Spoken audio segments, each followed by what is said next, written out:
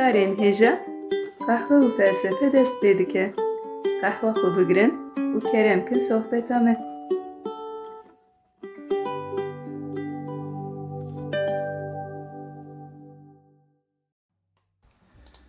Merhaba guhdarên hêja, bi beşeke nû a qehwe felsefeyê em dîsal pêşberî we ne. Merhaba guhdarên hêja, me dîsa qehwa xwe hazir kir û bi bernameyeke nû em dîsal pêşberî we ne.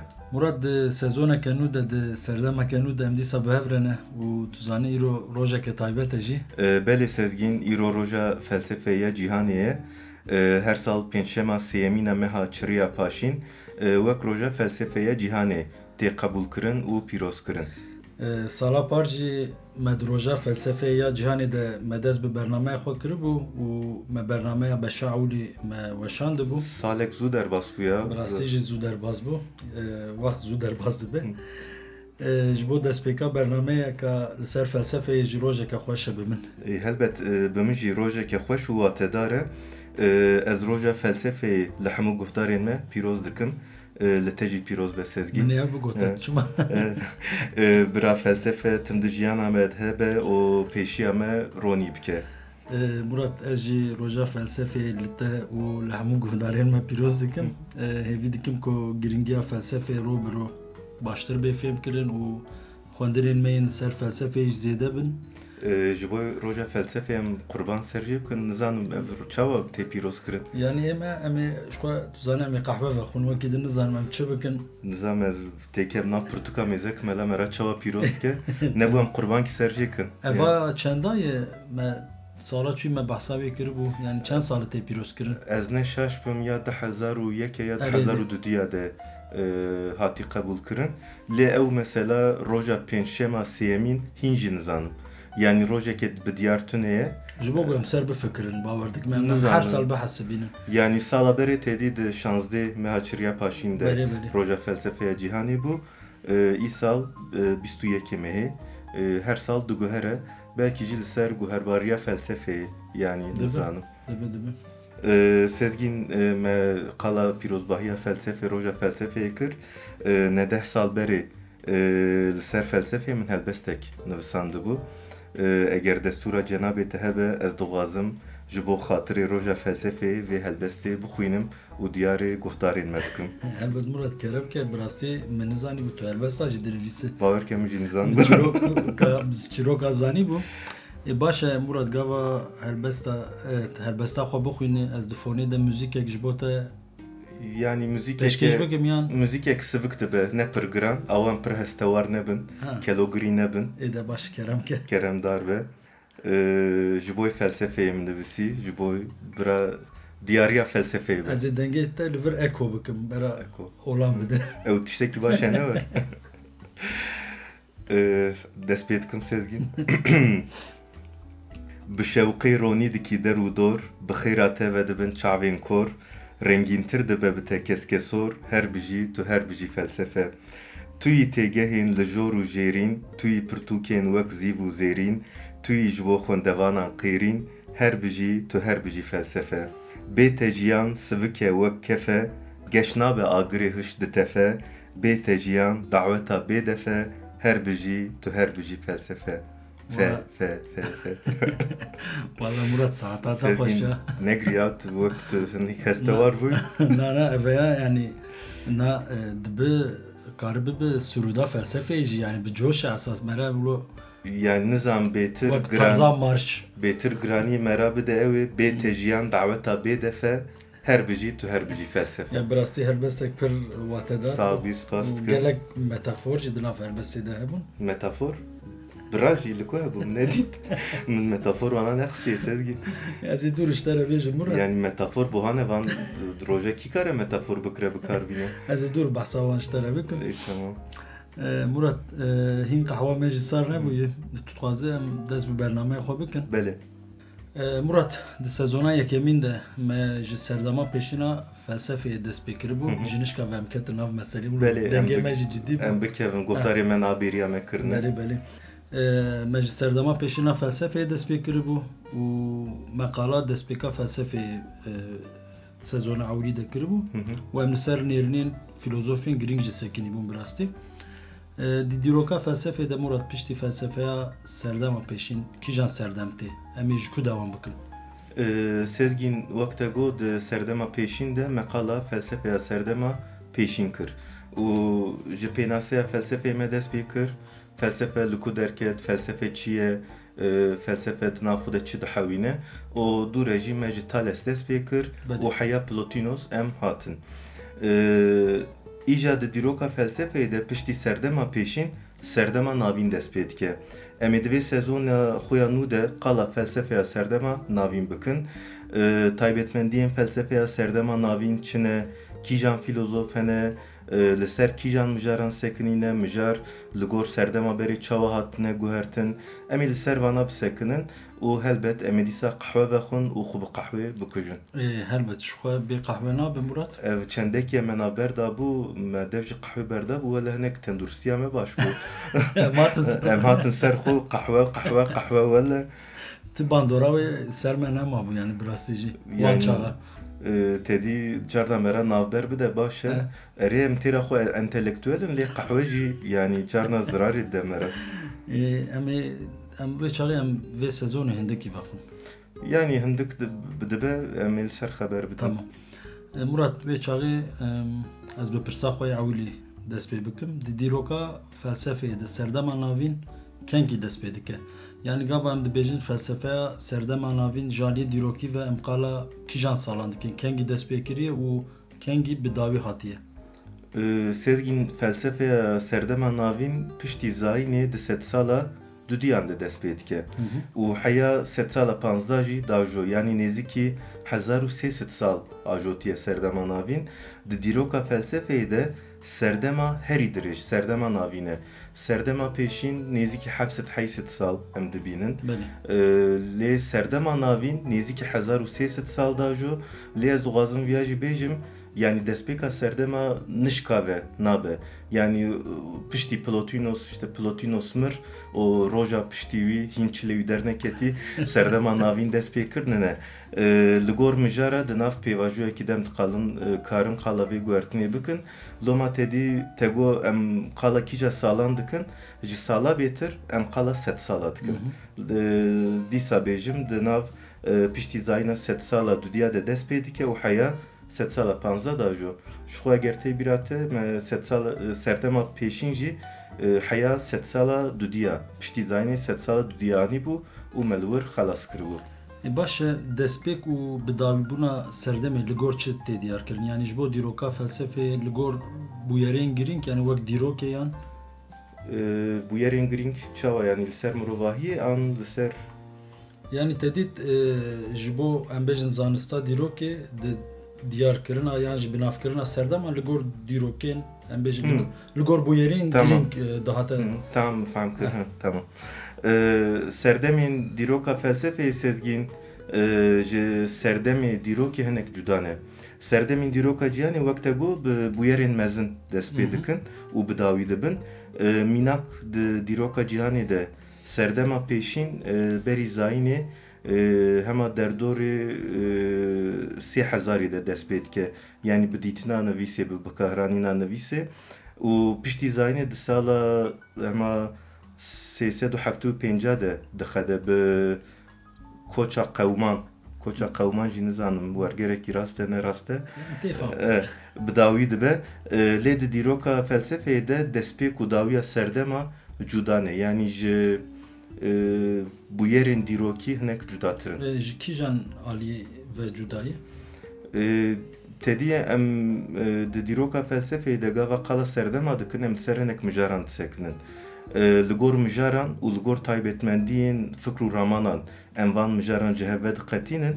Yani em li gor guherîna mijaran destpêk û dawiya serdema diyar dikin di dîroka felsefeyê de.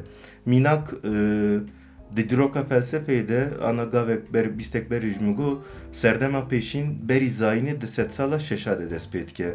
Ji xwe ev dîrok destpêka felsefeyê ye li Yunana antik li Ionyayê. û piştî zayînê di sed sala duya de jî bi dawî dibe. Çimkî piştî sed sala duyemîn di felsefeyê de mijar diguherin. Yani em nikarin bêjin di sed sala duya de ev bûyer çêbû ew tişt qewimî tişteke mezin bi tişteke giring guhertin çêbûna mijar diguhere. Nîqaşên ser felsefeyê diguherin, helbet bandora bûyerên dîrokî jî hene li ser vana. Em nikarin ji hev cuda binirxînin. Jiyan di nav jiyanê de bûyerên dîrokî ve şert û mercên jiyanê diguherin û bi vana jî nêrîna mirovan diguhere. Yani loma di nav şert û mercên serdemê dîrokê û felsefeya serdemê ve tekiliyek xurt heye. Tekiliyeke çawa ye ev tekili, yani bûyerên dîrokî li ser felsefeyê bandoreke çawa dikin. Çekî em vekin. Bandorek çawa dikin, ez dixwazî mînakek bidim. Yani bi mînakek qal bikim. Tedî em dibêjin serdema navîn. Di serdema navîn de gav em ji alî dîrokî ve lê dinêrin du hebdînên mezin derdikevin holê. Di hebdînên yekxudayî, di hebdînên monoteîst derdikevin holê û li dünyayê belav dibin. Kîjan e ev dîn? Hristiyanî û İslamiyet. Ev her du bûyer dawiya dawî bûyerên dîrokî ne û dîroka cîhanê diguherînin. Li ser felsefeya serdema navîn jî bandoreke mezin çê dikin. Di felsefeya serdema navîn de em ê bibînin, em ê qal bikin vana mijara bingehîn dîn e, bawerî ye. Yani em fikr û ramanên li ser dînê dibînin, nîqaşên li ser felsefe û dînê dibînin. Lê bi çi awî be bingeha serdema navîn di felsefeyê de dîn e. Ew jî merav nikare bê derketina Hristiyanî û İslamiyetê binirxîne. Murat gava tedî meqala felsefeya serdema pêşîn kiribû me piranî qala felsefeya Yunanistanê kiribû. Belê, yani bu demê İonya jî. Yani di felsefeya serdema pêşîn de wek giraniya felsefeya Yunanistanê hebû. Di felsefeya serdema navîn de rewşekî werheyî gelo, yani di serdema navîn de jî em giraniya erdnigariyeke yan heremeke dibînin, giranî dîsa li ser Ewropayê yan Rojavayê yan cihekî din e. Yani bi taybetî ji bo Yunanistanê Na, yani wek navendek heye ez karim bu iş. Yani hemû Ewropa. Belê. Hemû na sezgin di serdema navîn de rewşenek diguhere. Helbet di felsefeya serdema navîn de dîsa felsefeya Ewropayê derdikeve pêş. Lê xîncî felsefeya Ewropayê em çand û ekolên cuda jî dibînin. Yani ew giraniya Ewropayê erê hîn giraniya wî heye, lê em tenê nikarin qala felsefeya Ewropayê bikin. Te got ekol hene, ev kîjan ekolin, yani dikarin navê wan ji me re bêjî Murat? Ya a ewlî felsefeya Hristiyaniyê ye ji xwe me got li Ewropayê derdikeve û belav dibe.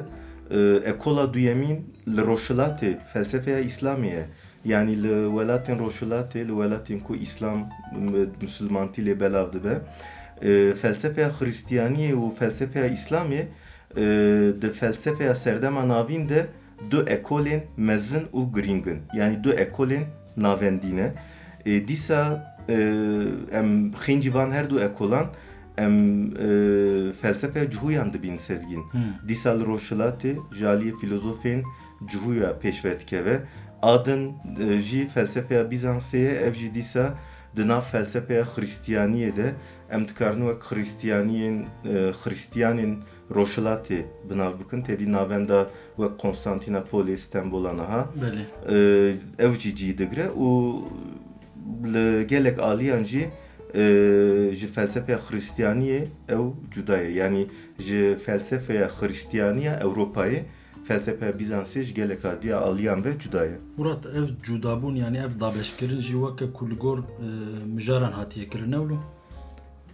Belê, yani em dikarin mijaran jî têxin navê, li ser li gor mijaran jî ji ev hatine cuda kirin û di van ekolan de sezgîn taybetmendiyeke din jî heye. Ziman. Tedî zimanê felsefeyê, zimanê berheman, em loma kalım dikarin qala bandora ziman jî bikin. Di felsefeya Hristiyaniya Ewropayê de em bandora zimanê latînî dibînin. Hemû berhemên wê demê bi zimanê latînî hatine nivîsandin. Edbêm di wê navberê de tu jînkî latînî elîmî newer. Latînî û Yunanî. Çend gotnên pêşiyan ew çend bi wê qalib, yani ez karim. Baş e, em ê bibînin, em ê bibînin di bernameyê din de. د فلسفه Hristiyanî Avrupayê de em Latînî dibînin. Felsefeya İslamî bi zimanê Erebî berheman afrandiye. Dîsa felsefeya Cuhuyan bi zimanê İbrankî û felsefeya Bizansê jî zimanê Grekî di felsefeyê de bikaranîye. Murat gava em li van çar ekolên felsefî dinerin wek di felsefeya serdema navîn de çar perçeyên cuda em dibînin. Di serî de cudahiya erdnigariyê xuya dibe. Ev jî bi xwe re cudahiyên çandî dînî tîne û herî giring jî cudahiya ziman em dibînin.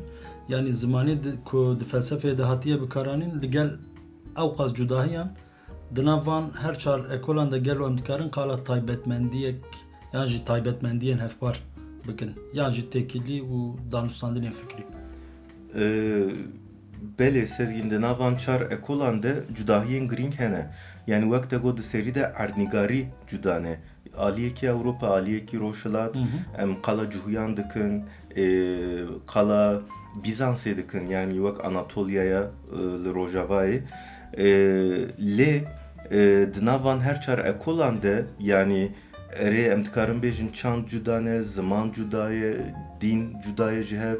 Lê di navan her çar ekolan de li gel ew qas cudahiyan hevbariyeke mezin jî heye. Felsefeya Yunana antik. Yani bingeha van her çar ekolan jî felsefeya Yunana antike. Li ser nêrînên filozofên wek Platon, Aristoteles û filozofên din xwava kirine. Yani serdema pêşîn piştî serdema pêşîn felsefeya serdema pêşîn bi temamî red nekirine. Li ser wê felsefeyê nêrînên xwava kirine. Lê helbet cudahiya wan li vir derdikeve meydanê. Yani nêrînên felsefeya Yunanan rasterast negirtine.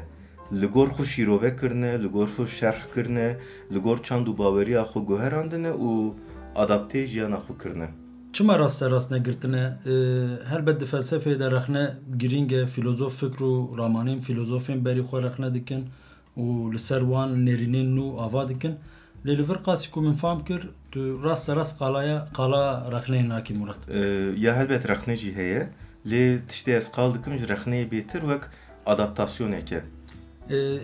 Tamam te got adapteyî jiyana xwe û çanda xwe dikin. Çima felsefeya Yunana antik rast nagirin, çima dugerînin û adapteyî jiyana xwe çanda xwe dikin. Ev mesele hinek bi pirsateyê kemîn ve jî girêdayî. Tedî te got di nav ekolên felsefa navîn de serdema navîn de taybetmendiyekî hevpar heye an tune ye. Belê. Xîncî felsefeya Yunana antik di serdema felsefeya navîn de hevpariyeke din jî heye sezgîn. Ev jî dîn û baweriye. Ev her çar ekol bi navê dîn û baweriya xwe tên zanîn. Tedî gava me qala ekola kir mi got ekola Hristiyanî, ekola İslamiyetê, ekola Cuhuyan, me qala navê dîna kir. O her çiqa navê Bizansê wek navê dewleteke bêjî, ew jî wek mezhebeke cuda yê Hristiyaniyê yani. Ew jî wek baweriyekê em bêjin ji Hristiyanî Ewropayê hinek cuda ye. Ev her sê dînên em qal dikin Hristiyanî, İslamiyet û Yahudî her sê dînên monoteîstin. Yani yek xudayî ne. Semavî ne. Felsefa Yunana antik di nav baweriya politeîzmê de pirxwedayî de derket û mezin bû. Loma bivê nevê di felsefa Yunanan de em şopên baweriya wê demê bandora politeîzmê dibînin. Ji ber vê yekê ne mümkün e di serdema navîn de felsefeya Yunana antik rasterast bigirin. Çimkî gelek nêrîn li dijî baweriya Hristiyanî, İslamiyet û Musevîtiyê ye. Yani gelek nêrînên serdema felsefeya serdema pêşîn an jî felsefeya Yunana antik li dijî baweriya Hristiyanî, İslamiyet û Musevîtiyê ye. Loma em qala adaptasyonê dikin. Tutkare li ser vê mijarê mînakekê bidî Murat. Sezgîn ez jî ditirsim tiştek bêjim. Ez çi dibêm tu dibêjî dikarî rave bikî, dikarî mînakek bidî. Em ketine sezoneke nû serdemeke nû yani destpêkê de divê em meselê fam bikin. Yani xuya me ez ê bibetilim li divê sezonê de. Mînak erê mînak bidim. Di baweriya Yunanan de afrandina gerdûnê tune ye. Yani afrandineke ji tunebûnê tune ye. Yunan dibêjin yani li gor baweriya Yunanan tişteke bi navê kaos hebû, yani tişteke tevlî hev û bê pergal hebû, dûre xuda şikildan kaosê û kozmosê, yani gerdûnê afirandin. Kozmos em niha duwateya gerdûnê de bikartînin, lê bingeha kozmosê pergal e, yani tiştê li hev hatî. Em werbêjin. Li vir tu dikarî strana ciwan heco li hev hatiye. Lê di baweriyên Xristiyaniyê de an jî İslam û Musevîtiyê de ev tiştine ye. Wek dînên semavî, dînên yekxudayî, baweriya wan ew e ku Xuda her tiştî ji tunebûnê afirandiye. Yani gotî çêbe û çêbûye. Ji tunebûnê qala afirandineke ji tunebûnê em dikin. Ev her du nêrîn ji hev pir cuda ne. Loma filozofên serdema navîn gava nêrînên Platon û Aristoteles û filozofên din nêrînên wanê li ser gerdûnê, li ser kozmolojiyê digirin, hinek tişta diguherînin. Tiştên karibin di gor baweriya xwe adapte bikin, digirin, tiştên dinê jî diguherînin, an jî nagirin. Sezgîn li ser peyva kozmosê dixwazim tiştekî bêjim, destûra te heye? Elbet Murat keremke. Yani mêze eger naxwazî nebêjim, tu li vir dibêjî bêje, dibêjî keremke, dûre piştî berdamê dibêjî te çima got? Na, yani kêfa min ji xwe mesela çîrokên peyvar tê, yani min jî merak kir bi rastî. Madem ew qas ısrar dikî ji bo xatirê te bêjim, me qala peyva kozmosê kir, wek min got em niha di wateya gerdûnê de bikartînin, lê wateya wî pergal e. Yani ew pergala ku kaosê, tevlîheviyê, an jî em çawa bêjin teşqeleyê ji ortê ratike, peyva kozmetik jî ji kozmosê tê. Kozmetik? Kozmetik, belê sektöreke niha berfire he. Di kozmetikê de jî tedî ji bo xweşikbûnê krem û parfüm û derman hene. Yani kozmetik ew tişt e ku tevlîheviya rûyê me re ji holê radike wek meriv dixe nav pergalekî. Yani bi xêra kozmetikê em dibin însan û meriv em werbêjin. Peyva kozmetik jî ji kozmosê. Valla Murat spas dikim, yani bu vanagahiyên hêja û bi qîmet êdî em ê bi çaveke cuda li vê sektora kozmetikê binêrin. Wala Sezgîn ji ber buhaya meriv nikare bi tu çavî lê binêre, em dîsa cê dûr bisekinin. Wala xebera tê Murat, em çikin em bi kolonyayê idare bikin. Kolonya bese, yani kolonya, sabun besî me ne. Wekitin tiştek. Ji xwe sabûna kizwana tu zane meşhûr e Amêrdînê. Belê. Murat, dîsa pirseke bi felsefeya serdema pêşîn re girêdayî ez dixwazim bipirsim. Di felsefeya serdema pêşîn de wek navendeke girîng metim qala Atînayê dikir. Belê, Atina heta gelek caran em felsefa Yunana antîk wek felsefeya Atînayê binav dikin. Belê, ez jî ji xwe li ser viyazê bipirsim. Di serdema pêşîn de navenda felsefeyê Atîna bû. Di serdema navîn de wek navend kîjan bajar hene. Belê Sezgîn, ev pirseke xweş bû, te pîroz dikim, spas dikim, mala te ava, xwedêlayê te bikez ava. Tu bixwaze ez ê bipirsim Murat yani. Çima ev girîng bû? Çimkî ev mijar di navbera felsefeya serdema pêşîn û serdema navîn de cudahiyeke girîng e. Belê, wek te got di serdema pêşîn de navenda felsefeyê Atina bû. Atina bû, çima Atina bû? Filozofên mezin li wir bûn, dibistana Platon li wir bû, dibistana Aristoteles li wir bû, dûre Epikür wek bi navê bexçê dibistaneke li wir ava kiribû. Lê di serdema navîn de ji bo felsefeyê em nikarin qala navendeke tenê bikin. Li welatên wek Fransa û Almanya û İtalyayê di nav kilîse û katedralên mezin de dibistanên girîng vedibin û vana her yekî bi tena serê xwe dibe dibin navendên girîng. Mînak filozofekî ji serdema navîn Thomas Aquinas, yek ji filozofên girîng serdema navîn e. Gava em li jiyana wî dinêrin, Thomas Aquinas demeke diçe li Parîsê ders dide, demek diçe li Almanyayê li Kölnê ders dide. Camêr bi rahetî dikare bigere, yani wek mamoste Emem ez çend sal elmirdî me nikarim tayîn bixwazmerim Diyarbakır. Diyarbakır. Ne karı var?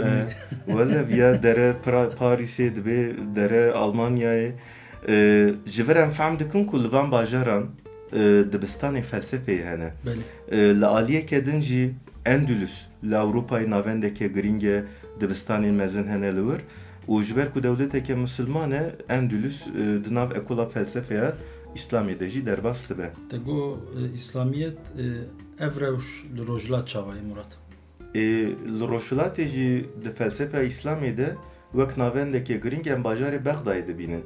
Yani Bexda wê demê di dîrokê de bi rastî jî bajareke mezin ji alî aboriyê, ji alî siyasetê, ji alî çandî, ji alî bi her awî navendeke mezin e. Ji ciyekê min xwendibû nizam rast e nerast e wateya Bexdayê. Yani wê demê ji ber ku bajareke ew qas xweş e, bajareke ew qas pêşketiye tedî li qeraxa çemê Dicleyê. Bi wateya Bexdayê wek ew derbas dibû diyariya Xwedê. Yani Mijî wek ba xweda tiştekî wanî bîst ama nizam belkî dibe. Ji ba Xweda hatibe diyariya Xwedayê sezgîn yani tiştekî ne cuda ye. Xêncî Bexdayê sezgîn em li Nisêbînê, li Herranê, li Sûriyê dibistanên Süryaniyan dibînin. Yani ew li Nisêbînê, li Midyadê gelek dibistanên Süryanan hene. Di nav katedralan de, di nav dêran de cih digirin. û filozofên Süryanî bi wergerên xwe kedeke pir mezin dane. Serdema ewlê de me behsa wan kiribû hinek ji wan. Ew berhemên Platon Aristoteles ji Yunanî werdigerîn zimanê Süryankî, ji Süryankî jî werdigerîn zimanê Erebî. Yani bi xêra wan, bi saya wan em bêjin felsefeya Ewropayê, felsefeya Yunanistanê ji Rojavayê tê rojhilatê. Loma em nikarin yani wek te got tedî Atina em nikarin tenê nav qala navendeke wek Atinayê bikin. Belê. Murat arast hîn li ser felsefeya serdema navîn gelek pirsê min hene. Em çi bikin? Em dewam bikin yan em bihêrin bernameyeke din ji bo bernameya ewilî em zêde te nevetilînin. Pirseke ciddî ez ji te bipirsim. Rewşa qehwa me çawa ye? Pirseke bi rastî jî cidî bû Murat wala hema bê li ber qedan dibîne. Wê çavê zû em biqedîn sezgîn. Em biqedînin hîn bernameya xwe em piştî qehwa me nabe yani em bidomînin. Tu zanî ev adetê me bi hezaran salan e em di bernameya xwe de bikartînin. Em bêhlin bernameyeke din. De baş e ez ê pirsê xwe bêhlim bernameyeke din wê çaxê. Baş e bernameyeke din em ê dîsa dewam bikin. Baş e wê çaxê em karin xatir ji guhdarê xwe bixwazin.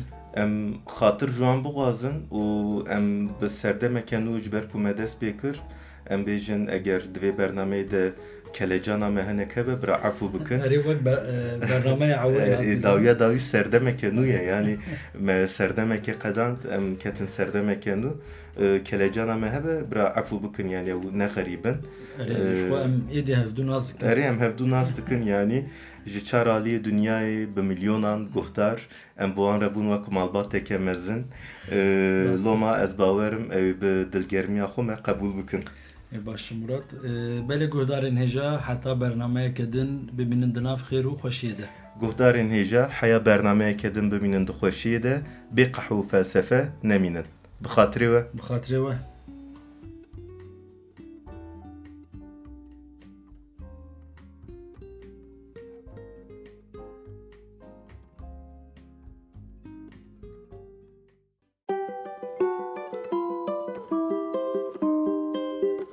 Qehwe û felsefe.